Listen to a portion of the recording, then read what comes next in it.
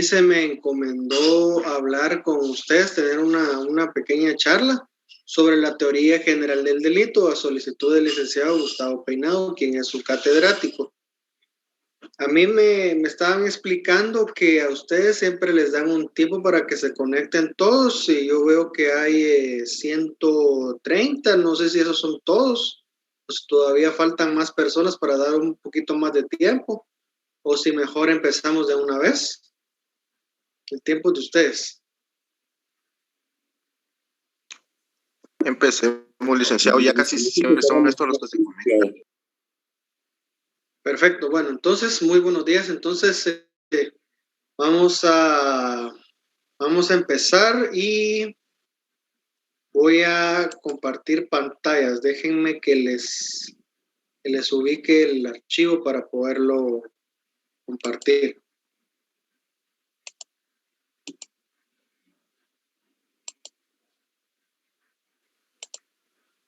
Buenos días, Lick. Mucho gusto. Perdón, el tema de hoy.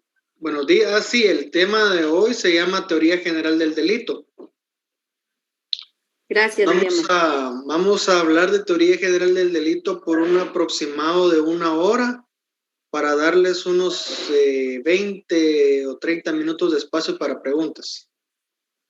Entonces ahorita voy a tratar de compartirles mi presentación.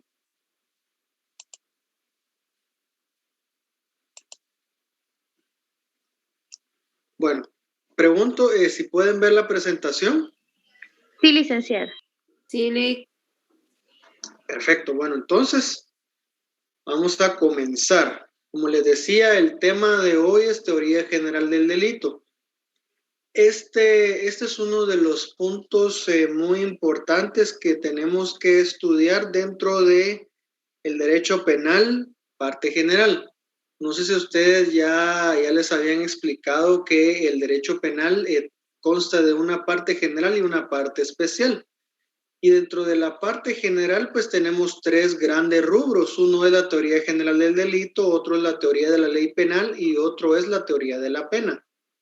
Entonces, el día de hoy, el que nos corresponde se llama teoría general del delito, que dentro de los 3 que les había dicho, es muy importante porque durante todas las etapas del proceso penal, yo no sé si ustedes ya vieron Procesal Penal 1 y 2 o si todavía están pendientes de recibir ese curso, pero si no lo han visto, pues cuando ya les toque, pues ustedes se van a dar cuenta de cómo la teoría general del delito se puede aplicar en todas las etapas del proceso. Y si ya lo vieron, pues ustedes me van a entender de mejor manera lo que les voy a decir. Dentro de las etapas procesales, en el proceso penal, es necesario establecer la existencia de uno o más delitos con diferentes matices, diferentes medios de convicción o diferentes límites a la valoración que debe hacer el juez en cada caso. Por ejemplo, en una primera declaración, según el artículo 13 de la Constitución, para poder dictar un auto de procesamiento y ligar a proceso a una persona, uno de los requisitos es que se debe establecer si existe información sobre la posible comisión de un delito. Ahí no se va a establecer culpabilidad ni inocencia ni responsabilidad penal, pero sí se va a establecer la posible comisión de un delito. Y para determinar si hay o no hay un delito o la posibilidad de que se cometió un delito, pues el juez va a tener que acudir a los elementos de la teoría general del delito. De la misma forma, para dictar un auto de apertura a juicio en la audiencia intermedia también, solo que el grado de convencimiento que debe tener el juez va a ser diferente. No me quiero meter a profundizar mucho en eso porque no sé si ustedes ya recibieron los cursos correspondientes sobre esas etapas procesales. Por eso se los quiero mencionar de una manera muy general. Y en el tribunal de sentencia, en la etapa del debate oral y público, allí sí ya se establece culpabilidad y responsabilidad penal. Entonces, definitivamente la teoría general del delito es fundamental. para poder determinar esa situación. E inclusive desde que el Ministerio Público recibe una denuncia, el Ministerio Público debe de calificar la denuncia y determinar, según el artículo 310 del Código Procesal Penal, si va a desestimar la denuncia o si va a proceder. Y para poder determinar si va a tomar cualquiera de esas decisiones, pues debe de establecer la posible comisión de un delito, y para ello también se requiere acudir a los elementos de la teoría general del delito. Les menciono todo esto en forma muy general y muy rápida a manera de introducción, con el objetivo, con el propósito de resaltar la importancia que tiene la teoría general del delito en la práctica. Porque muchas veces se habla de esto como, no es una teoría, ¿verdad? Pero es una teoría de aplicación procesal, de aplicación práctica, indispensable. Ya sea que usted sea juez, usted sea fiscal o usted sea abogado defensor, no importa, todos tienen que manejar esto. Entonces podemos decir de que la teoría general del delito es una postura doctrinaria, una corriente del pensamiento jurídico. Y como cualquier postura o corriente, pues tiene un objeto, se tiene que estudiar algo. Y a eso es a lo que se refiere un concepto que yo coloqué en esta diapositiva, que es un concepto de Francisco Muñoz Conde, quien es un autor español, quien yo considero que es muy bueno, muy buen autor, se los recomiendo. Ustedes pueden leer al que ustedes consideren conveniente, pero pues yo por lo menos le recomiendo a este, en parte porque es muy fácil de entender. Los conceptos que él da son muy entendibles y eso les va a facilitar a ustedes su estudio. Porque hay otros que tal vez es muy profundo el estudio que hacen y cuesta un poquito más entenderles, como Zaffaroni, por ejemplo. Entonces yo le voy a pedir de favor a alguno de ustedes que nos lea esta diapositiva.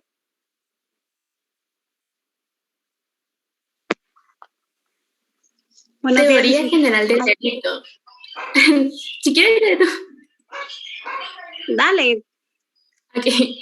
La teoría general del delito estudia las características comunes que debe tener cualquier conducta, acción u omisión para ser considerada delito.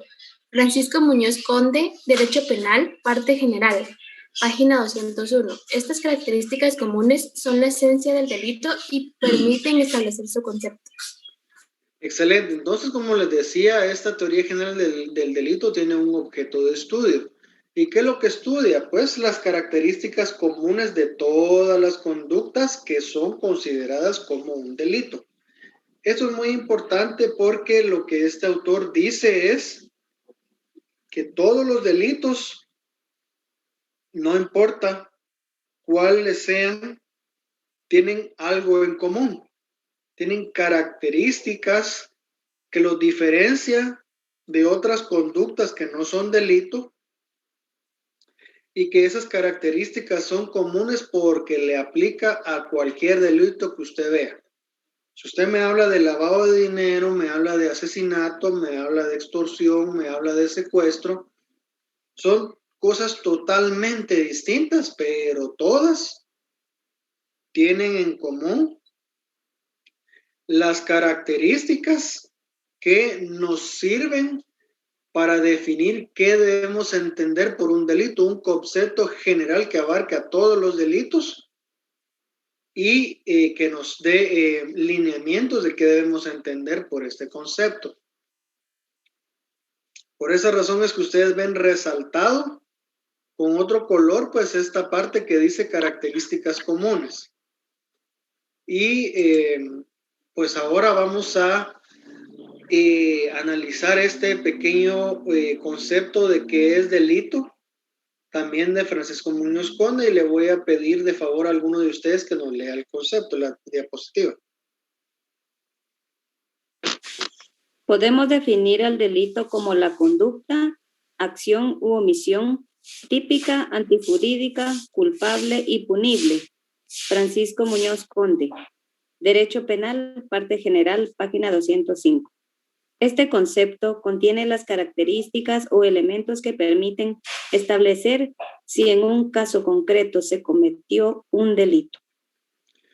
Gracias. Entonces, en este concepto de delito, vemos las características que son comunes a todos los delitos. ¿Qué quiere decir esto? Que tanto el homicidio, como las lesiones, como el secuestro, como la extorsión, la trata, en todos estos delitos va a haber una conducta humana, una acción o una omisión que debe ser típica, antijurídica, culpable y punible. Ningún delito puede estar exento o excluir alguna de estas características, que son precisamente las que nos dan la definición de delito. Por eso decía la diapositiva anterior que son comunes a todos. Pero es muy importante que estas características comunes son los elementos de la teoría general del delito. ¿Y por qué es importante esto? Porque esos elementos son los que nos van a permitir establecer si en cada caso concreto existe o no delito. Como les ponía el ejemplo en las etapas del proceso penal, desde que hay denuncia hasta que hay sentencia. Siempre se va a utilizar, siempre se van a analizar estos elementos para poder establecer la existencia o inexistencia del delito. Ahora vamos a analizar, siguiendo el orden lógico de las diapositivas de los conceptos anteriores, cuáles son estos elementos que integran la teoría general del delito. Entonces yo le voy a pedir de favor a alguien que nos lea esta diapositiva. Buenos días, licenciado. Buen día. Dice elementos de la teoría general del delito. Los elementos positivos, la acción o conducta humana, tipicidad, antijuricidad, culpabilidad, punibilidad. Los elementos negativos, ausencia de acción o inacción, atipicidad, causa de justificación, causa de imputabilidad, causa de inculpabilidad, falta de condiciones objetivas de punibilidad. Muchas gracias. Entonces aquí vemos que esta teoría tiene elementos tanto positivos como elementos negativos. ¿A qué le llamamos elementos positivos? Son aquellos que nos sirven para construir el delito. Son aquellos que nos permiten establecer que hay un delito. Son los que nos dan la certeza de que hay un delito en un caso específico. Y los elementos negativos son la contraparte. Son aquellos que nos dicen que no hay delito, son aquellos que destruyen el delito, son aquellos que nos permiten determinar que en un caso no existió delito, no se cometió delito. Y estos elementos van en este orden específico, ese orden no se puede cambiar. ¿Por qué es esto? Porque, por ejemplo, para determinar si en un caso hay delito, el primer elemento que vamos a analizar es si hay acción o conducta humana. Si no hay acción o conducta humana, automáticamente no hay delito y ya no es necesario continuar analizando los demás elementos. Hasta ahí llegó el análisis. Pero si hay acción, entonces ahí vamos a analizar si esa acción es típica. Si es típica, vamos a analizar si es antijurídica. Si es antijurídica, entonces vamos a analizar si es culpable y si es culpable, vamos a analizar si hay punibilidad. Entonces, por eso es que va en ese orden. Con uno de esos elementos que falle, entonces hasta ahí llegó el análisis. Si la conducta llegó hasta la tipicidad, pero no hay antijuricidad, entonces hasta ahí llegó nuestro análisis y es porque no existe delito en el caso concreto. Quiere decir que se tienen que dar todos los elementos. También es muy importante tomar en cuenta que hay elementos positivos y negativos, porque los negativos son la contraparte de los positivos. Es como decir carga eléctrica positiva y carga eléctrica negativa, porque son opuestos, se contradicen. Entonces, cada elemento positivo tiene un antónimo, tiene su parte contraria. Por ejemplo, la acción o conducta humana, su contraparte es la ausencia de acción o la inacción.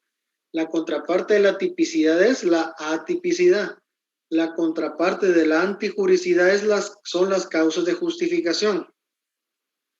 Es muy importante que la culpabilidad tiene dos contrapartes, hablando específicamente de nuestro Código Penal, de nuestra legislación. Son las causas de inimputabilidad y las causas de inculpabilidad. Las dos son contrarias a la culpabilidad, son las que destruyen la culpabilidad. Porque vamos a ver más adelante que la culpabilidad es el requisito esencial para poder establecer la responsabilidad penal, para poder atribuirle o reprocharle a una persona responsabilidad penal por un delito. Y la punibilidad, su contraparte, es la falta de condiciones objetivas de punibilidad. Entonces, a continuación, vamos a empezar a ver los elementos positivos en el orden lógico en que están fijados y vamos a analizar cada uno de ellos. Entonces, yo le voy a pedir a alguno de ustedes que nos lea la siguiente diapositiva.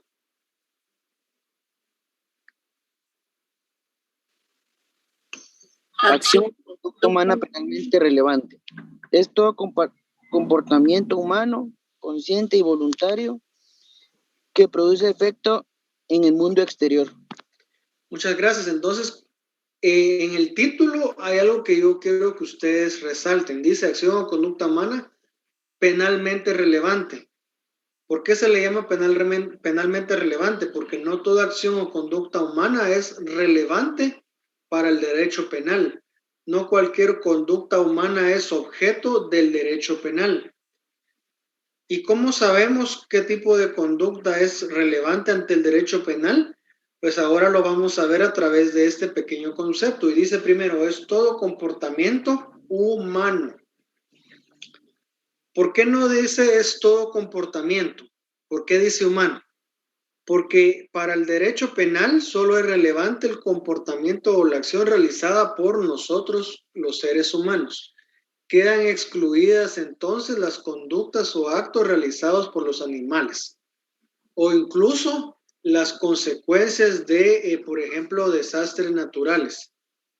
Aunque un animal dé muerte o un desastre natural mate personas, pues obviamente no son responsables penalmente.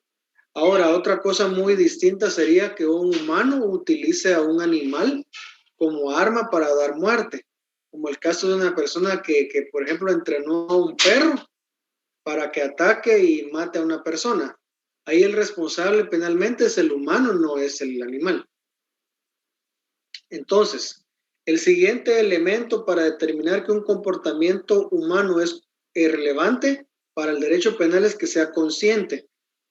¿Por qué? Porque aunque una persona realice una acción o conducta, si no es de forma consciente, si no está consciente de sus actos, si no está consciente de lo que está haciendo, pues entonces su conducta no es penalmente relevante. No puede haber acción o conducta humana ante el derecho penal, aunque en la realidad sí hubo conducta. Pero para el derecho penal no se puede tomar en cuenta. Y por lo tanto, al no haber conducta o acción, conducta humana, no hay delito. Es así de simple. Y el siguiente elemento es que ese comportamiento humano consciente debe ser voluntario. La persona debe tener el control de sus actos, porque si la acción no es voluntaria, si es algo que está fuera de su control, de su voluntad, pues tampoco es relevante para el derecho penal y tampoco podríamos decir de que existe un delito que produce efectos en el mundo exterior. Esto quiere decir de que esa conducta va a tener una consecuencia en la realidad, va a producir un cambio en la realidad. ¿Cómo podemos entender esto? Por ejemplo, una persona dispara un arma de fuego y le da muerte a otra. El comportamiento humano consciente y voluntario es disparar con arma de fuego. ¿Cuál es la consecuencia de eso? Hay una persona fallecida. Esa persona falleció a consecuencia de una acción. Entonces, esa acción produce una modificación en la realidad, porque ahora ya hay una persona que perdió la vida, que estaba viva y que ahora ya falleció. Entonces, esa modificación en la realidad o en el mundo exterior es lo que conocemos entonces como un comportamiento humano que produce efectos en el mundo exterior y que por lo tanto es penalmente relevante. El siguiente elemento, el segundo elemento positivo de la teoría general del delito se llama tipicidad. Le voy a pedir de favor a alguno de ustedes que nos lea esta diapositiva. Tipicidad. Perdón.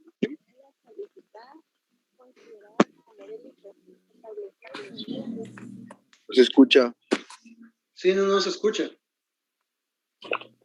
La tipicidad, descripción clara y precisa de la conducta humana calificada, considerada como delito, establecida en una ley vigente anterior a la conducta. Gracias. Entonces, el concepto de tipicidad habla de una descripción clara y precisa. ¿Y qué es describir en forma clara y precisa una conducta? Quiere decir de que se va a señalar, se van a identificar o individualizar cuáles son esos actos, acciones u omisiones realizadas por una persona que son consideradas o calificadas como delito o bien una falta. Pero esa descripción o esa identificación o individualización de actos o de conducta debe ser clara y debe ser precisa. Lo contrario a claridad es algo que es oscuro, es algo que no se entiende. Y lo contrario de preciso es algo que es vago, algo que es demasiado amplio, que puede ser cualquier cosa. Entonces quiere decir que la descripción clara y precisa, lo contrario sería una descripción vaga y que no se entiende. Entonces, esto es importante. ¿Por qué? Para poder ser válido o para que sea típica una conducta, pues debe quedar claro qué conducta es la que se está prohibiendo. ¿Por qué razón?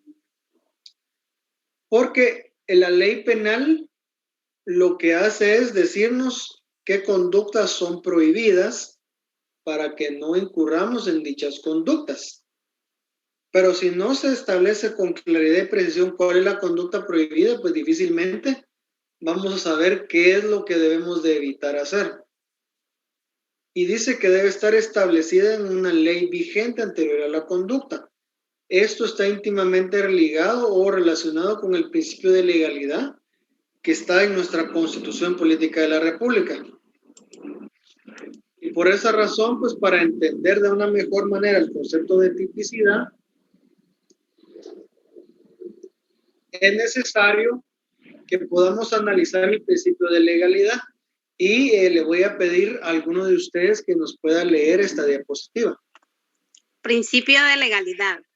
Artículo 17 de la Constitución Política de la República de Guatemala. No son punibles las acciones u omisiones que no estén calificadas como delito o falta y penadas por la ley anterior a su perpetración. Nullum crimen, nulla poena sine ley. Así es, entonces el principio de legalidad lo tenemos regulado en el artículo 17 de la Constitución, aunque de hecho también está regulado en el artículo 1 del Código Penal. Pero a mí me interesaba la regulación en la Constitución porque es la norma suprema y es la que le da validez, por ejemplo, a esas normas que están en el Código Penal y de donde se desprenden también otros principios como el de la irretroactividad de la ley. Bueno, que de hecho ese principio está establecido en el artículo 15 de la Constitución. Ustedes ahí lo pueden encontrar, que dice que la ley no tiene efecto retroactivo salvo en materia penal cuando favorezca al reo. Entonces aquí lo que tenemos que ver es, por ejemplo, dice, no son punibles las acciones u omisiones. Entonces desde aquí ya la Constitución nos está hablando que solamente pueden ser punibles las acciones u omisiones. Quiere decir de que tiene que haber conducta, tiene que haber acción, conducta humana penalmente relevante. Aquí ya lo vemos, lo podemos identificar en nuestra norma constitucional. Y dice que deben de estar calificadas como delito por ley anterior a su perpetración. Entonces, como les decía en el concepto anterior, en una ley se deben de establecer cuáles son las conductas que el legislador considera delitos o faltas. Esto con base en la potestad que tiene el Congreso de la República de dictar las leyes, que lo encontramos en el artículo 171, las literales A y B de la Constitución, que dice que esa atribución del Congreso corresponde al Congreso decretar, reformar y derogar las leyes. Entonces, al unir estos dos artículos, vemos pues que es el Congreso de la República, el legislador, en representación del pueblo de Guatemala, el que debe de definir qué conductas son delito y qué conductas no son delito, por medio de leyes. Quiere decir de que no se pueden establecer delitos por medio de reglamentos, por ejemplo. Entonces, y que esa ley debe ser anterior a la conducta. Ahí es donde está concatenado con el artículo 15 constitucional, que habla de que establece la irretroactividad de la ley, salvo en materia penal cuando favorezca al imputado. Y este principio o aforismo que está en latín, que dice nullum crimen nulla poena sine ley, significa no hay crimen, no hay pena sin ley. Entonces leámoslo al revés. Sin ley no hay pena y no hay crimen. Para que pueda existir un delito y su respectiva sanción, debe de existir una ley dictada por el órgano que la Constitución faculta, como ya lo mencionamos, es el Congreso de la República. Pero para entender este principio de una manera más completa, tenemos que analizar estos subprincipios que se derivan del principio de legalidad. Entonces yo le voy a pedir a alguno de ustedes que nos lea esta diapositiva.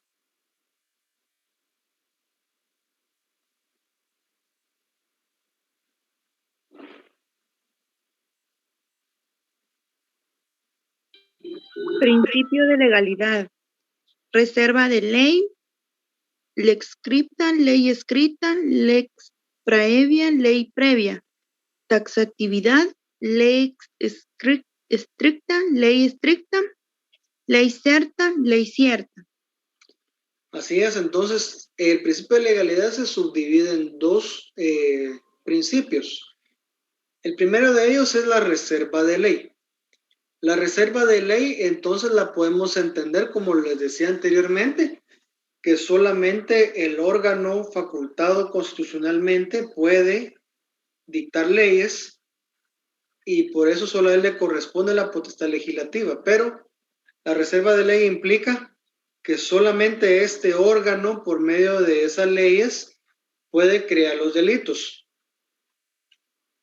Por esa razón es que les decía que en reglamentos o en normas inferiores a una ley del Congreso no se pueden establecer delitos, pero también del principio de reserva de ley se desprende la prohibición de la analogía, que le prohíbe a los jueces crear delitos por analogía. Ese, si ustedes lo buscan, lo van a encontrar en el artículo 7 del Código Penal, si no me equivoco. La prohibición de la analogía, in malam partem, porque también existe una analogía in bonam partem o analogía que sí es permitida, que es aplicable a las circunstancias atenuantes. No vamos a hablar de ese tema porque sería salirnos de lo que estamos conversando, pero nada más quería que ustedes tuvieran ese concepto de que la reserva de ley como parte del principio de legalidad es precisamente lo que no permite la aplicación de la analogía en la creación de los tipos penales, y por lo tanto los jueces no están facultados para crear los tipos penales, sino únicamente para interpretar los elementos de los tipos penales que el Congreso ya estableció en las leyes. Y de este principio de legalidad se desprenden estos dos elementos. El primero, que se llama lex scripta, que en latín significa ley escrita. Esto quiere decir que los delitos deben estar contenidos en una ley escrita, lo cual quiere decir de que, por ejemplo, no pueden haber delitos por costumbre o tradición. Porque ustedes saben que, por ejemplo, las costumbres y tradiciones generalmente son de manera oral. Entonces, los delitos deben estar escritos expresamente en una ley o un código, en nuestro caso, o nuestro código penal. Y esta ley dice lex praevia, que quiere decir ley previa, por lo que les decía, porque la ley debe existir antes, debe estar vigente antes de que se cometa la conducta. Y un ejemplo bien práctico en ese caso es que, por ejemplo, hoy en día, hoy no es delito usar gorra. Pero ¿qué pasa si el día de mañana entra en vigencia una ley que dice que es prohibido usar, que es delito usar gorra?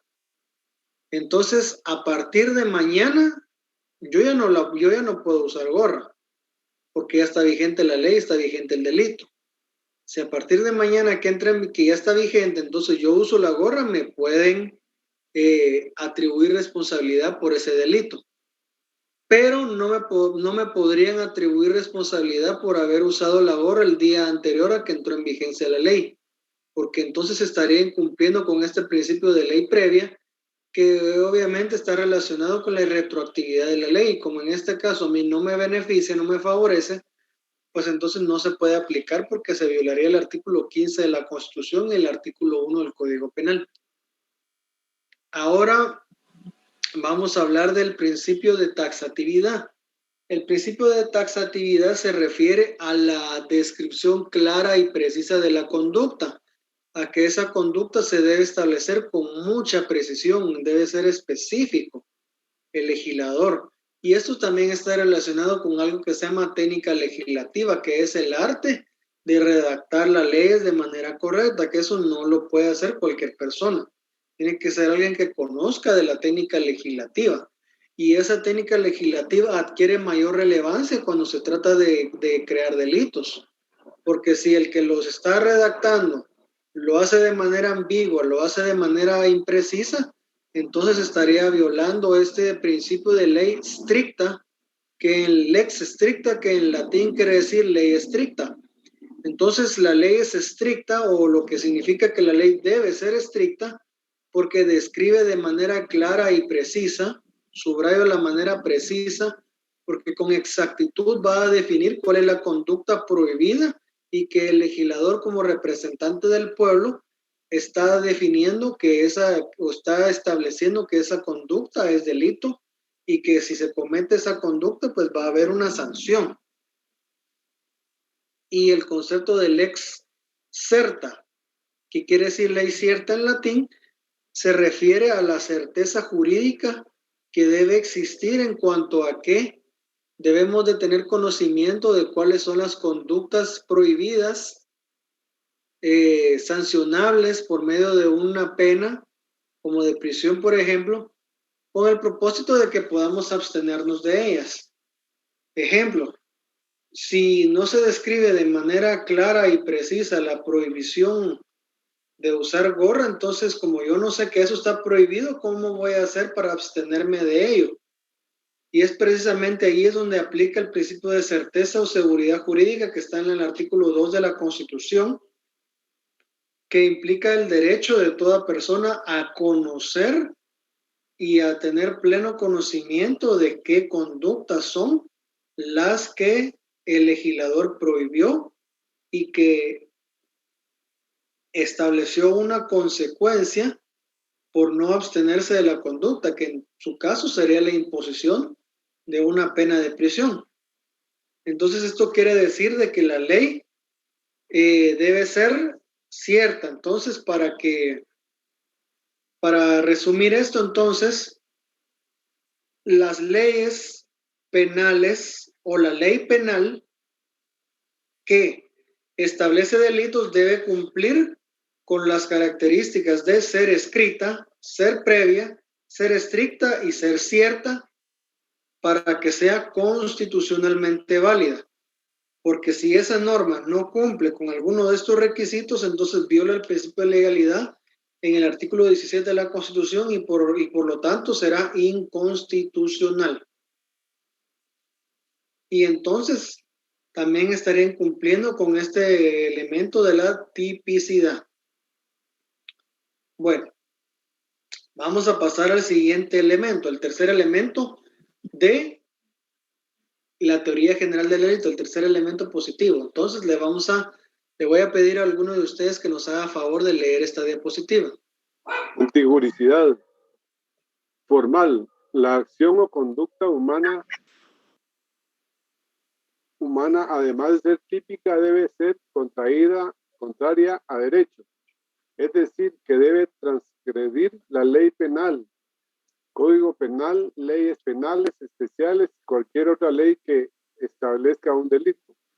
Material. La acción o conducta humana debe lesionar un bien jurídico tutelado, es decir, un bien tangible o intangible que se encuentre protegido por el Estado debido a que es considerado valioso por la sociedad.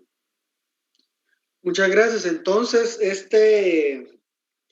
este concepto es muy importante porque, miren, pues existe la antijuricidad.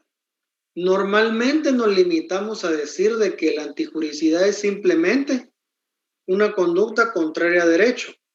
Y es cierto, es una conducta contraria a derecho, por eso se los marqué con otro color. Que es una conducta que además de ser típica, que es el elemento anterior, es contraria a derecho. Entonces, ¿qué significa contrario a derecho?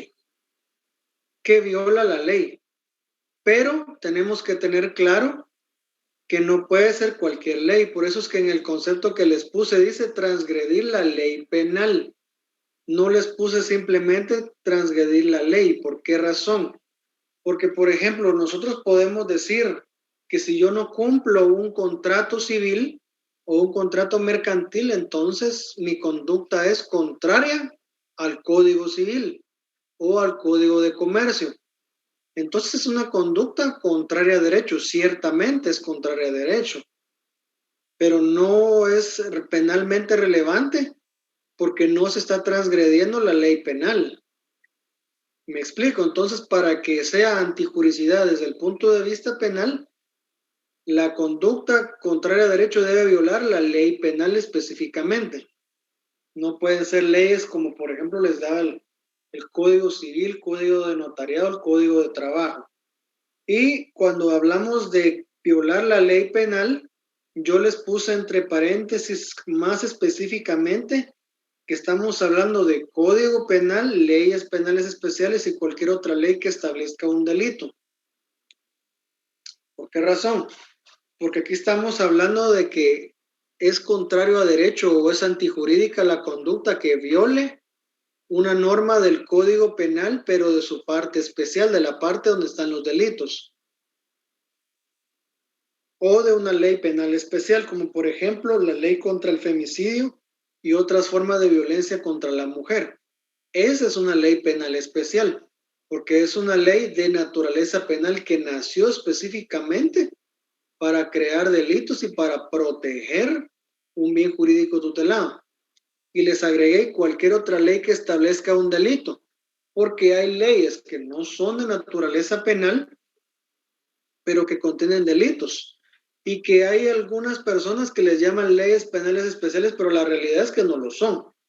Ejemplos: la ley de la actividad aseguradora, la ley de bancos y grupos financieros y la ley del mercado de valores y mercancías. Son leyes de naturaleza mercantil. Ustedes leen todas esas leyes, todo lo que regulan ahí es eminentemente mercantil o bursátil, si queremos ser más específicos en algunos casos, pero esas tres leyes contienen algunos delitos.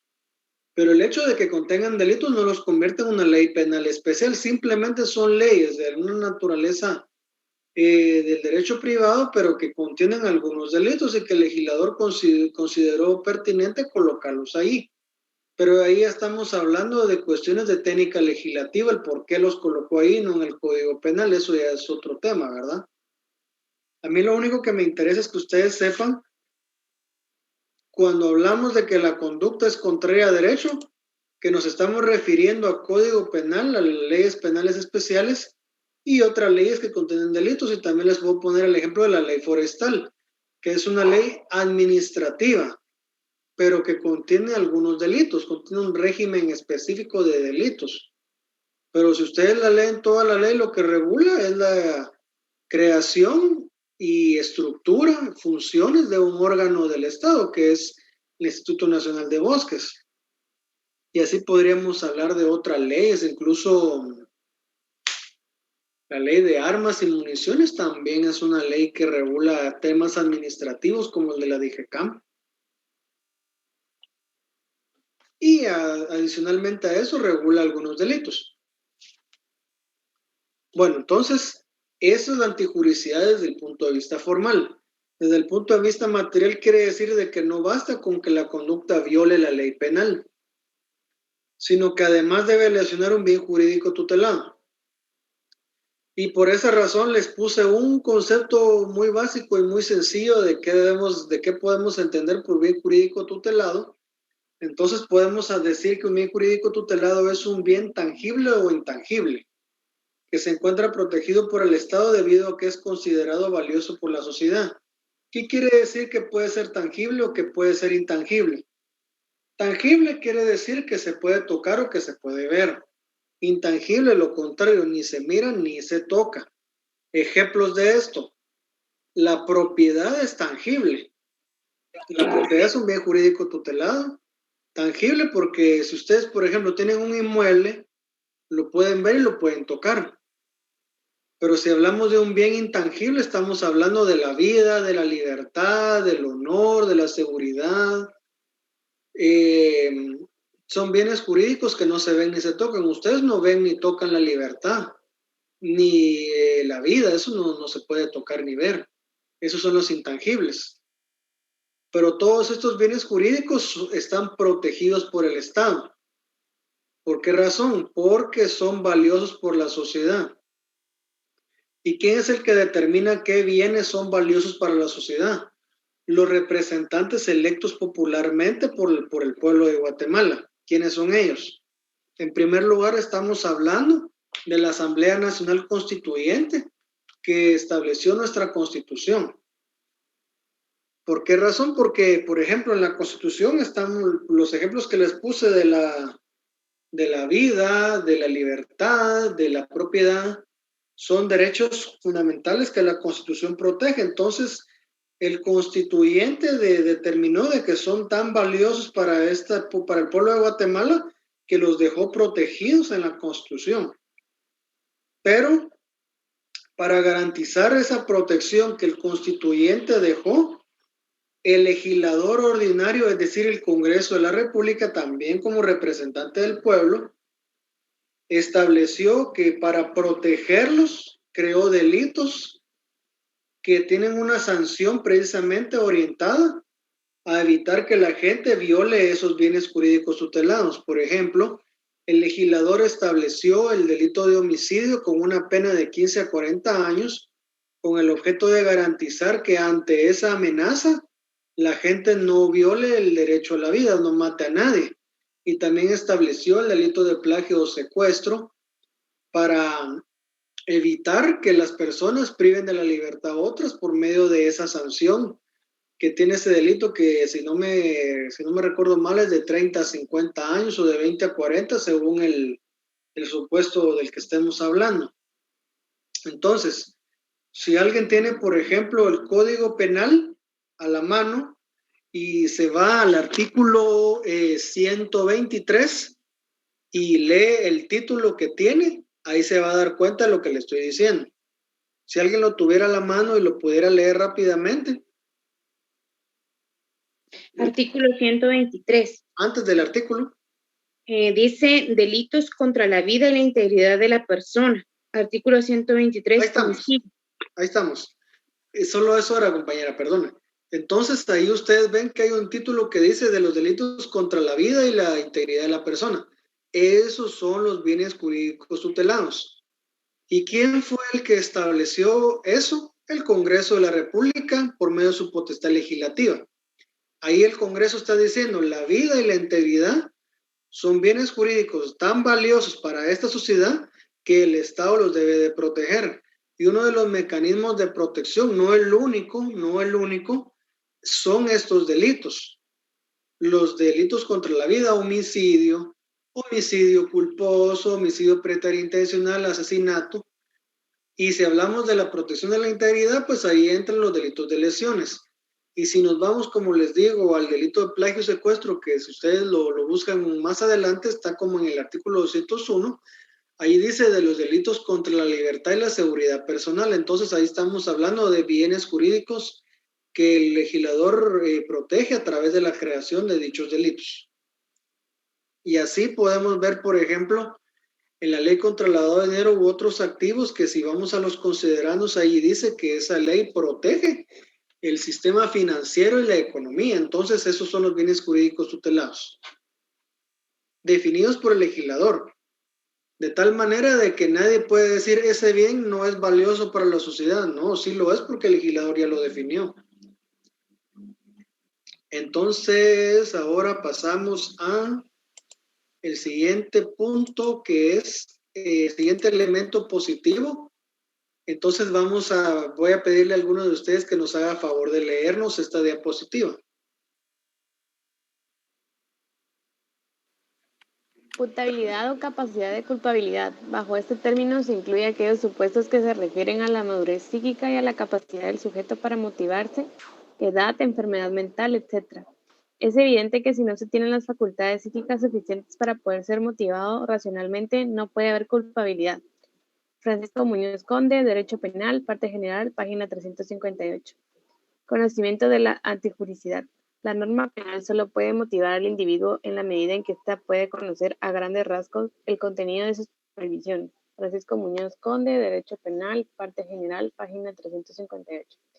Exigibilidad de un comportamiento distinto. La acción o conducta se convierte en reprochable debido a que el sujeto activo tenía la obligación de abstenerse de realizar la conducta, pero no lo hizo, pese a que tenía la capacidad para controlar sus actos y tenía conocimientos que ellos son ilícitos.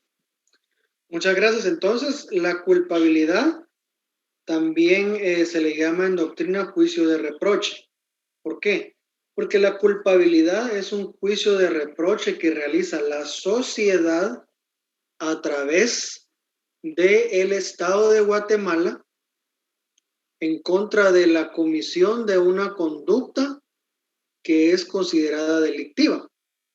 Es un juicio de reproche porque por medio de la culpabilidad se establece la responsabilidad penal. Es decir, la culpabilidad es el elemento más importante para atribuirle responsabilidad penal a una persona. Porque una conducta podría ser atípica o antijurídica, pero si no es culpable, entonces no existe la responsabilidad penal. Mucho ojo con eso. Este elemento es la clave para determinar si una persona tiene responsabilidad penal. Entonces, por eso les decía que si ustedes escuchan alguna vez que en una audiencia dicen, estamos en primera declaración y aquí no se discute la culpabilidad o la inocencia, están hablando específicamente de estos tres elementos que tenemos en la diapositiva. Y lo mismo se dice en la audiencia intermedia. Pero en el debate oral y público, donde sí se establece la culpabilidad o responsabilidad, para poder hacerlo nos vamos a basar en estos tres elementos que ustedes tienen en la diapositiva. Entonces, para que nos quede bien remarcado esto, que la culpabilidad es ese juicio de reproche que hace la sociedad por medio del Estado. Y, por ejemplo, si ustedes leen en el Código Procesal Penal, no recuerdo ahorita si es en el artículo 390 específicamente, que es cuando el juez dicta sentencia. Dice que el juez dice que dicta sentencia en nombre del pueblo de la República de Guatemala. No sé si alguna vez alguien ha leído ese artículo, o si ya lo leyó, ya pensó por qué razón dice que el juez dicta sentencia en nombre del pueblo de la República de Guatemala. Es precisamente porque es en representación de la sociedad que se va a emitir un juicio de reproche si es condenatoria la sentencia, o no se va a emitir ese juicio de reproche si se va a determinar la absolución de una persona. ¿Y cómo se hace esto? A través de estos tres elementos que tenemos en pantalla. Yo he visto que hay algunas clasificaciones de los elementos de la teoría general del delito que dicen que la imputabilidad es un elemento autónomo de la teoría general del delito. Algunos lo colocan antes de la culpabilidad. Sin embargo, el autor Francisco Muñoz Conde incluye la imputabilidad no como un elemento autónomo de la teoría general del delito, sino como uno de los requisitos de la culpabilidad. Y también le denomina capacidad de culpabilidad. Yo coincido, comparto el criterio de este autor y por esa razón es que yo presento o explico este elemento de la culpabilidad en esta forma y no la imputabilidad como un elemento distinto a la culpabilidad o independiente de la culpabilidad. Bueno, dicho esto, entonces vamos a analizar qué es la imputabilidad o la capacidad de culpabilidad. Entonces dice de que es la capacidad del sujeto para motivarse. ¿Qué es capacidad para motivarse? Quiere decir capacidad para obrar, capacidad para tomar decisiones conscientes y voluntarias. La capacidad que tiene una persona para determinar qué es lo bueno y qué es lo malo, para discernir lo bueno de lo malo. La capacidad que tiene una persona para saber si lo que está haciendo es contrario a la ley o está amparado en la ley. Es la capacidad que tiene una persona para determinar si su conducta viola la ley o está sustentada en la ley. Esta capacidad depende de varias cosas. Una de ellas es la madurez psíquica, es decir, la madurez mental que tenga esta persona. Y esta madurez mental o emocional se determina por la edad. Ese es un elemento muy importante. ¿Qué quiere decir esto? Una persona adulta, que en el caso de Guatemala es de 18 años, pero ojo, no confundamos lo que les voy a decir con la capacidad civil que se adquiere a partir de los 18 años, sino aquí estamos hablando de la madurez, de la capacidad de una persona para saber qué es lo bueno y qué es lo malo, que ante nuestra ley se determina o empieza a partir de los 18 años. Entonces, se entiende de que una persona de 18 años ya sabe qué es lo que está haciendo, ya tiene el control de sus actos. Y si además esta persona no tiene una enfermedad mental que le impida saber distinguir entre lo bueno y lo malo, estamos ante una persona con capacidad de culpabilidad. Una persona que tiene capacidad de actuar libremente. Entonces, por ejemplo, ¿por qué decimos que es a partir de los 18 años y les digo que no nos basemos en la capacidad civil, del Código Civil? Porque, por ejemplo, la ley, la Constitución establece que el menor de edad es inimputable. Y la Ley de Protección Integral de la Niñez y la Adolescencia establece un proceso de adolescentes en conflicto con la ley penal, que según la clasificación de esta ley, de la ley Pina, de 0 a 13 años o antes de cumplir los 13 años es un niño. Y de 13 años cumplidos a antes de los 18 es un adolescente. El adolescente puede ser objeto de un proceso de adolescentes en conflicto con la ley penal, pero el niño no. El menor de 13 años no puede ser objeto de ningún tipo de proceso. El adolescente de 13 antes de los 18 sí, porque la Convención sobre los Derechos del Niño establece la obligación de los estados de fijar una edad mínima para que un adolescente o un niño, como lo dice la Convención, pueda ser sometido a proceso. Entonces es a partir de los 13 años que se puede someter a proceso penal a un adolescente. Entonces, ¿qué entendemos con esto? Que a partir de los 18 ya no es un adolescente. A partir de los 18 ya es un adulto. Entonces esta persona adulta es la que tiene capacidad de culpabilidad, el adolescente no tiene capacidad de culpabilidad. Por esa razón al adolescente no se le juzga en el mismo proceso que al adulto. Por esa razón al adolescente no se le imponen las mismas penas que al adulto. Entonces, por esa razón es que la capacidad de culpabilidad se determina en primer lugar por la edad de la persona, que es la que determina su madurez, su desarrollo psíquico. Y también, como les decía, la ausencia de enfermedades mentales o de trastornos psíquicos, pues también nos dicen cuando hay capacidad de culpabilidad. Bueno, siguiente elemento de la culpabilidad es el conocimiento de la antijuricidad. Dice que la norma penal puede motivar al individuo en la medida en que éste pueda conocer el contenido de sus prohibiciones. Esto básicamente significa que la persona, para ser responsable penalmente de sus actos, tiene que tener conocimiento de que sus actos son ilegales, de que sus actos son delitos. Entonces, si una persona mayor de edad que no tiene enfermedades mentales se entiende de que esta persona sabe que robar es delito, sabe que matar es delito, sabe que violar es delito, etcétera. Entonces esta persona, como tiene conocimiento de qué conductas son las que no debe de realizar, entonces tiene conocimiento de la antijuricidad. Entonces, si nos damos cuenta que estos elementos también siguen un orden lógico y los elementos se van analizando en este mismo orden. Si no hay capacidad de culpabilidad, ya no analizamos los otros dos porque no hay culpabilidad. Ahora, si hay capacidad de culpabilidad, ya analizamos si hay conocimiento de la antijuricidad. Si decimos, sí, esta persona tenía capacidad de culpabilidad y conocía la antijuricidad de sus actos, pues vamos a determinar el siguiente elemento que dice exigibilidad de un comportamiento distinto. ¿En qué consiste eso? Que esa acción o conducta es reprochable porque el sujeto activo tenía la obligación de abstenerse de cometer esa conducta. Tenía la obligación, ejemplo, de no matar, de no robar, de no violar. Tenía la obligación de abstenerse de hacer esas cosas.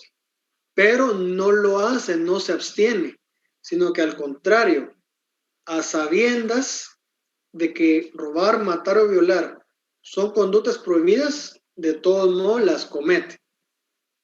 Teniendo él el control de sus actos y pleno conocimiento de que los actos son ilícitos.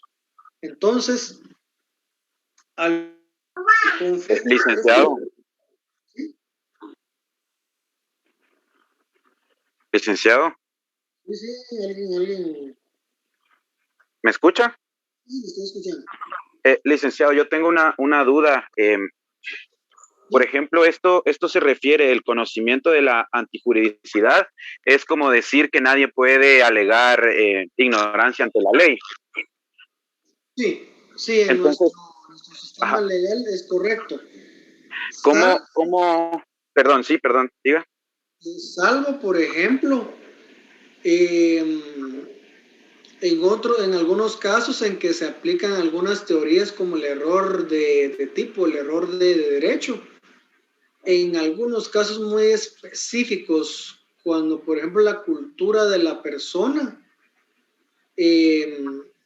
no le permite conocer o entender que su conducta es antijurídica, pero ante ese principio de que nadie puede alegar ignorancia de la ley es un poquito complicado y eso se tendría que evaluar en cada caso.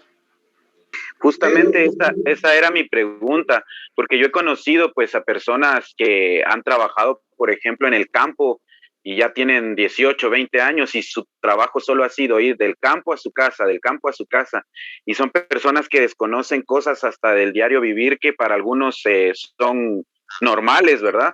Entonces esa era mi pregunta. Creo que el juez ahí debería de evaluar este caso específico. Si, por ejemplo, a la persona le dan un paquete de drogas para llevarlo a otro lugar y él va a ver que solo son plantas, ¿verdad?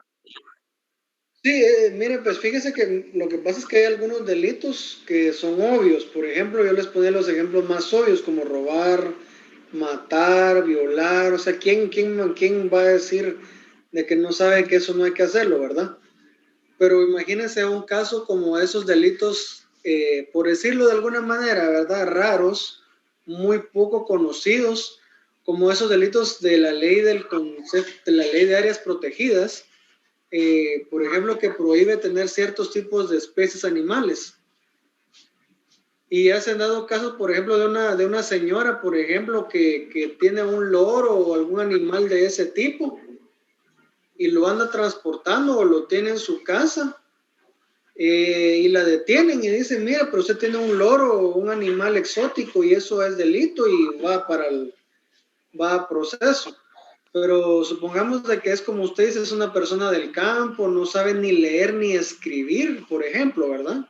Porque tenemos personas así en Guatemala, de una cultura muy diferente a la nuestra. Y a esa persona le regalaron ese loro y lo tenía en su casa y dice, bueno, pero mire, yo la verdad que yo no sabía que tener ese loro era prohibido. Pero sí son casos muy, muy, muy contados. Pero imagínese, por ejemplo, que yo que vivo aquí en la ciudad y tengo ese loro aquí en mi casa, ¿y quién me va a creer de que no sabía? O sea que la ley es flexible, no es tan tajante esto de alegar ignorancia. Entonces sí, depende del caso y de las circunstancias que no se aplica esta. Depende del jugador. ¿Licenciado? En este caso en concreto que el compañero está exponiendo, yo pensaría que hay que ver la objetividad, ya que si es cierto que puede alegarse ignorancia, yo he visto que muchas veces los jueces, cuando miran que el cliente de verdad no sabía nada del delito correspondiente, ven la objetividad. Con el pinche loro, ¿qué vida humana se está arriesgando? Eso es lo que, esa es mi opinión, ¿verdad? Sí, correcto, por eso le decía yo les puse un ejemplo bien extremo, ¿verdad? De un delito que, o sea, realmente si ustedes hicieran el ejercicio de ir a algún lugar rural y llevan la ley que les mencioné y le preguntan a la gente, ¿conoce usted el delito de tráfico de fauna? ¿Sabía usted, por ejemplo, que es prohibido tener estos loros o estos animales en su casa? Y la gente tal vez le va a decir, mire, ¿y ese loro qué es? Eso yo ni siquiera lo he visto, no lo conozco. Entonces, en esos casos muy particulares, sí. Por eso les ponía el ejemplo que tal vez esa persona ni sabe leer ni escribir. Una persona que no sabe leer, ¿cómo va a leer el Código Penal? ¿Cómo lo va a entender? Entonces, ahora, si es una persona que vive aquí en la ciudad, que digamos un ingeniero, por ejemplo, que tal vez no es abogado, no es experto en leyes, pero sí tiene un nivel cultural, sí tiene esa capacidad, sí puede leer un código, lo podría entender meridianamente, a esa persona no se le va a aceptar que tenga ese loro en su casa. ¿Me explico? O sea, ahí es donde sí se puede marcar esa diferencia, aunque el caso más evidente, a mi criterio, cuando no hay conocimiento de la antijuridicidad, sería una persona que tiene enfermedad mental. Una persona, por ejemplo, que tiene esquizofrenia y tiene alucinaciones, difícilmente, o una persona que tiene síndrome de Down, mejor hablemos de una persona con síndrome de Down o retraso mental, como mal le decimos a veces. Imagínese que usted le pregunta a una persona con síndrome de Down cuáles son los delitos, qué es un delito, o si es malo hacer esto o lo otro, difícilmente lo va a entender. Entonces ahí es donde aplica este requisito del conocimiento de la antijuricidad. O sea, eso sí es bien complejo que en cada caso se pueda identificar. Por eso el juez debe valorar mucho esos aspectos como los que ustedes mencionan. Y entonces por eso les decía que si esta persona no sabe que lo que está haciendo es antijurídico, es ilegal, no se le puede exigir un comportamiento distinto, no se puede exigirle, que se abstenga de esa conducta, como el ejemplo que les ponía yo del loro, ¿verdad? loro o papagayo, no recuerdo ahorita exactamente qué, o tucanes, por ejemplo, los tucanes. Otra cosa es que con esos tipos penales es bien complicado porque ese delito del que les estoy hablando no le especifica qué animales son. No le dice, mire, es el loro, es el tucán, es la tortuga de tal especie, no le dice cuáles son, sino que solamente son especies que dice que son protegidas. Entonces, ¿cómo hago yo para saber cuáles son las especies protegidas? Me tengo que ir a los listados del CONAP. O sea, esos son delitos muy complicados y por eso le decía a una persona que no sabe ni leer ni escribir, ¿cómo va a saber cuáles son esas especies protegidas? Son casos muy complicados. Bueno. Fíjese que yo conocí de un caso de un señor que estaba recogiendo tejas porque las encontró ahí tiradas. Entonces él estaba viendo cuáles estaban como en buen estado y cuáles no, ¿verdad? Y cabal, en una de esas tejas estaba creciendo una de esas plantitas que venden como para Navidad, creo que se llaman pata de gallo. Pero justo estaba pasando la policía y se lo llevaron detenido porque esa es una especie protegida. Pero él no sabía. Mire, pues sí, son esos casos, ¿verdad? Entonces, en esos casos es donde se podría alegar lo que yo les decía que se llama error de prohibición o error de tipo. Pero eso como es un tema muy complicado, llevaría mucho tiempo, pero yo por lo menos a grandes rasgos ya les expliqué cómo funciona eso. Pero sí se puede plantear una defensa con esa base. Sí se podría, pero tiene que ser una defensa muy bien justificada con este tipo de doctrina para poder convencer al juez, y obviamente el juez tiene que tener mucho conocimiento para poder llegar a la conclusión de que así como en el caso que usted dice, muy probablemente no se debería ni de ligar a proceso a esa persona. Bueno, entonces ahorita vamos a pasar al último elemento que se llama la punibilidad de los positivos, hablando de los positivos siempre. Entonces, ¿alguien nos podría leer la diapositiva? Es la facultad que tiene el Estado para crear delitos o faltas. Esto de parte del Congreso de la República, perseguirlos de parte del Ministerio Público, juzgarlos y sancionarlos por el organismo judicial. Correcto. Entonces, la punibilidad, aquí estamos hablando del ius puniendi, es el poder punitivo del Estado.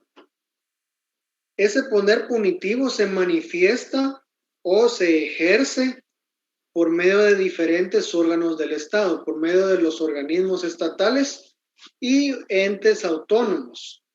Por eso es que yo se los desglosé de esa forma. Entonces, el poder punitivo en primer lugar se manifiesta cuando el Congreso de la República, en ejercicio de la potestad legislativa, crea los delitos y las faltas.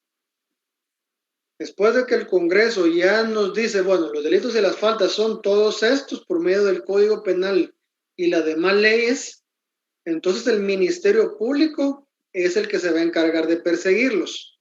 El Ministerio Público como ente autónomo según criterio de la Corte de Constitucionalidad. Y después de la persecución del MP, hay un juzgamiento y en su caso una sanción, y a quien le corresponde juzgar e imponer la pena es a los órganos jurisdiccionales que forman parte del organismo judicial. Le corresponde a los jueces y magistrados que integran el organismo judicial. Entonces, hay dentro del ejercicio de este poder punitivo, pues también intervienen otros órganos auxiliares, como por ejemplo la Policía Nacional Civil, parte del Ministerio de Gobernación y a su vez parte del organismo ejecutivo, porque la policía se encarga de varias funciones como la prevención del delito, de ejecutar órdenes de aprehensión, de realizar algunas diligencias de investigación para recopilar elementos de convicción para el Ministerio Público. También intervienen órganos como el Instituto Nacional de Ciencias Forenses, que es el que se encarga de emitir dictámenes periciales. También interviene la el Instituto de la Defensa Pública Penal, que es el que provee de abogados gratuitos para las personas que no los pueden pagar. Existe el Instituto para la Protección y la Víctima, que también le provee de asistencia legal a las víctimas. En fin, intervienen una serie de instituciones. Yo no las puse todas aquí, porque en el ejercicio del poder punitivo, los que intervienen son los 3 que les mencioné. Los demás intervienen de manera auxiliar. Entonces, hasta aquí terminamos con los elementos positivos y ya finalizó el tiempo de la clase.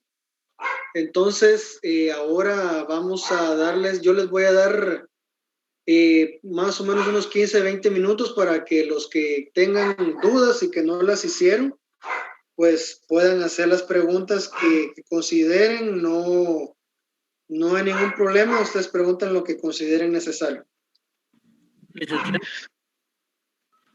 Licenciado, ¿la presentación la van a socializar en el WhatsApp?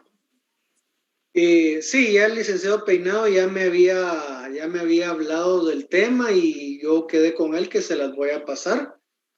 Y él se va a encargar, ya sea él o sus auxiliares, de distribuírselas a ustedes para que puedan tener acceso a la información. Gracias, licenciado. Licenciado. Perdón. Sí, le escucho. Buen día, Eric. Una consulta. Buenos días. Hace algunos meses yo vi en los medios informativos y en las redes sociales en cuanto a un muchacho que había violado a tu primita. Ajá. Al principio habían dicho que el niño en este caso era menor de 13 años y luego resultó que era mayor. Sería por esto que usted decía, algún tipo de estrategia que utilizó el abogado para que no lo implicaran penalmente. Es mi consulta que me surgió. El victimario en este caso es el muchacho que tenía 13 años o menos. Así es, exacto. Ya. Sí, definitivamente, porque si este adolescente tiene 13 años cumplidos, puede ser sujeto del proceso de adolescentes en conflicto con la ley penal. Pero si se determina de que su edad es 11 años, por ejemplo, 12 años, a él no le corresponde ni siquiera el proceso de adolescentes. En todo caso, se podrán llevar a cabo algunas medidas socioeducativas que regula la Ley de Protección Integral de la Niñez y la Adolescencia, pero son medidas de protección. Él no puede ser juzgado. Ya, bueno, gracias, que sí, yo como abogado defensor podría argumentar que en el caso específico mi patrocinado tiene menos de 13 años y lo demuestro con certificación de nacimiento, o si se realiza alguna prueba pericial del INASIF para determinar la edad, y con base en esos argumentos y medios de investigación solicitar de que no se lleve a cabo ningún proceso, que no se dicte ningún auto de procesamiento, sino que se le entregue a los papás y que se someta a algún procedimiento, no procedimiento, sino una terapia, por ejemplo, terapia psicológica, por ejemplo, para que no vuelva a pasar eso, porque obviamente eso no pasó por casualidad, algún problema debe haber allí. Entonces ese niño necesita atención psicológica. Podría ser ese el caso. ¿Alguien más? Licenciado, una pregunta. Adelante. Respecto a esos casos que son menores de 13 años, me imagino que de 12 para abajo, ¿no, licenciado? Correcto. ¿Se puede demandar de forma civil a los padres por ese daño? Porque realmente pueden ser muy pequeños de edad, pero de maldad a veces no. ¿Se puede demandar civilmente a los padres como mínimo para que indemnice así a la víctima por daños y perjuicios, digo yo?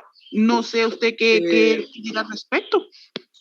Sí, para ello vamos a su código penal. Vamos a ver, en el código penal hay una sección que regula específicamente la responsabilidad civil. En cuanto a la responsabilidad civil, yo me recuerdo que está en el artículo 116 del Código Penal. No sé si lo tiene ahí a la mano para que lo busque. Sí lo tengo a la mano. Ah, sí. Aquí dice, lo leo. Sí, si lo tiene ahí, si es el 116 o es otro. Sí, es ese. Artículo 116, responsabilidad civil de inimputables. Correcto, es ese. Los comprendidos en el artículo 23 responderán con sus bienes por los daños que causaren. Si fueren insolventes, responderán subsidiariamente quienes lo tengan bajo su potestad o guarda legal, salvo que demuestren que no incurrieron en descuido o negligencia en la vigencia del que cometió el hecho. Entonces ahí la respuesta sería de que en el caso que usted nos está comentando, si ese adolescente, o sea, aquí usando el término legal, si es un adolescente, porque un niño no puede ser procesado, si es un adolescente y tuviera bienes a su nombre, entonces con estos bienes es que se van a utilizar para la reparación digna. El resarcimiento o indemnización, ahí en el Código Penal, si usted lo lee, está en el 119. Ahí habla un poquito, ahí está establecido un poquito de eso, de lo que es el resarcimiento, la indemnización por daños y perjuicios. Ahí lo va a encontrar usted, la reparación del daño, ya tanto del daño material como del daño moral. Ahí está en ese artículo. Yo creo que el artículo dice extensión de la responsabilidad civil, me recuerdo que dice el 119. Así es. Ajá, la cuestión es que ahí está regulado qué es lo que se debe de pagar, ¿verdad? Pero el Código Procesal Penal está en el artículo 121, me recuerdo, pero la cuestión es que, para no hacerle largo la historia, esto se llama reparación digna. Si se condena a una persona, pues hay una figura que se llama reparación digna, que es la que incluye el resarcimiento del que usted nos habla. En el caso del adolescente, por ser inimputable, si él tuviera bienes a su nombre, pues va a responder con eso. Si no hay, que sería la mayoría de los casos seguramente, pues les toca que responder a los papás, a menos que ellos demuestren de que no fueron responsables por descuido, por negligencia de lo que pasó. Eso sí es algo bien complicado, pero establecer eso, pero ya en cada caso se va a tener que determinar si los papás tuvieron algo que ver ahí o no. Pero esa sería la respuesta. Sí. Ay, muchas gracias. Así responden los padres. Bueno, ¿alguien más tiene alguna otra pregunta? Buenos días, licenciado. Disculpe, fíjese que yo tengo problemas con la asistencia, no, pues me metí al link y solo me tira que ya está deshabilitado. Déjenme ver. Mire, pues a mí licenciado, perdone. Ajá. Buen día, compañeros. Yo estoy apoyando el día de hoy a Mauricio. Por motivos personales no se pudo presentar el día de hoy a apoyarnos. Entonces, ¿quién fue el compañero que habló con respecto a la asistencia? Yo, compañero. Robin. Sí. ¿Tenés mi número o no? Vamos a ver. Si no, lo voy a escribir acá en el chat y me escribís en privado y yo me comunico con Mauricio y le expongo tu caso. Ah, muy bien. Muchas gracias. Buenos días, perdone, fíjese que yo estoy con el mismo problema. Escríbeme, Carlita, no tengas pena. Ok, gracias. Buenos días, fíjate que yo creo que todos estamos igual, porque todos nos anotamos, a veces se van, a veces no llega la respuesta de que si llegó el formulario. No sé si podrían sacar alguna, no sé si podrían hacer algo para ver si tenemos ya faltas, vamos, porque ya van 3 clases y la verdad que solo 2 faltas se pueden tener. Fíjate que Juan Carlos, que yo creo que ya te había respondido en un grupo. El formulario que se está utilizando para este curso no envía respuestas de confirmación. Ya sugerí que se realice ese cambio, pero las respuestas sí se están almacenando, no tengan pena. Fíjate que fíjate que realmente a mí sí me da pena porque en dado caso, ponerle que no haya llegado o de repente me digan de que ya tengo 3 faltas, vamos, y me saquen del curso. Realmente sí es algo preocupante, no sé qué se podría hacer al respecto. ¿Saben qué? Les voy a mandar el número de Mauricio y se comunican directamente con él. Ángel, una pregunta, las anteriores 2 clases sí has mandado formularios, que yo sí no las he visto y sí he estado en la clase metido. Fíjate que yo no he compartido el formulario, como les repito, yo no soy el auxiliar de este curso, solo el día de hoy estoy apoyando. Es Mauricio el auxiliar del curso. Le voy a pedir de favor que habilite el grupo de WhatsApp un rato para que puedan resolver las dudas que tengan, ¿verdad? ¿Alguien tiene alguna pregunta de lo que hablamos?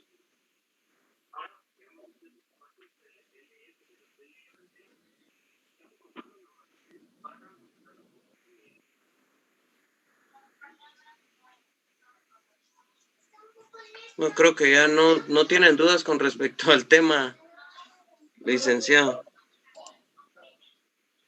Bueno, entonces, si nadie más tiene alguna duda o pregunta, entonces damos por terminada la clase del día de hoy. Y yo les deseo a todos que tengan un buen fin de semana y que Dios les bendiga. Hasta luego. Gracias, licenciado. Gracias, licenciado. Feliz día. Feliz tarde. Feliz día, licenciado. Buen día.